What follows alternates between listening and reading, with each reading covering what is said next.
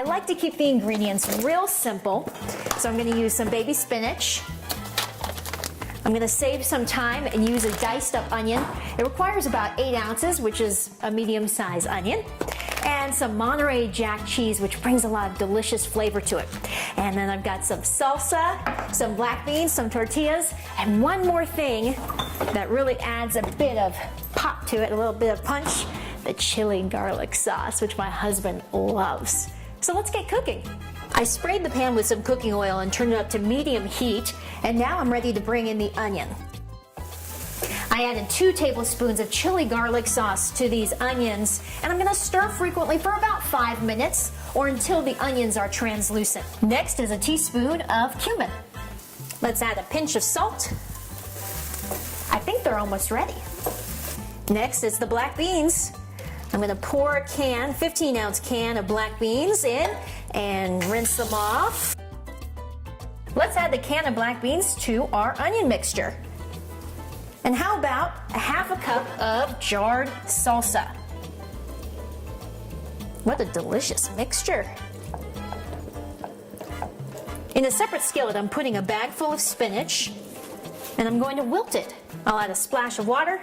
I'm going to cover this for a minute to let it wilt.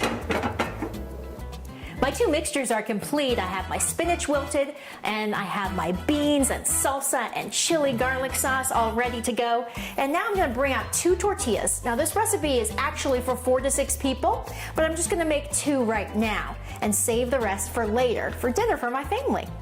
Now that I have my tortillas, I will add some Monterey Jack cheese, sprinkling on the bottom of the tortilla.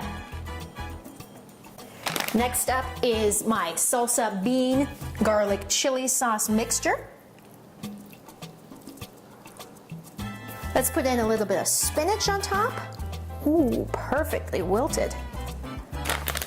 And I'm going to finish it off with a little bit more cheese. Or maybe a lot more cheese. And then I will roll it all up. Now let's put these in the microwave for 45 seconds.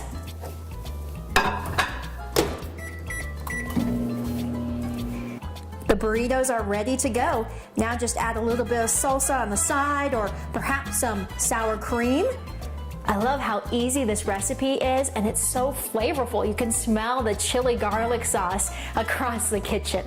I know my family is really gonna love this, and it was super easy to make. Until next time, this is Kyla from Kyla's Kitchen.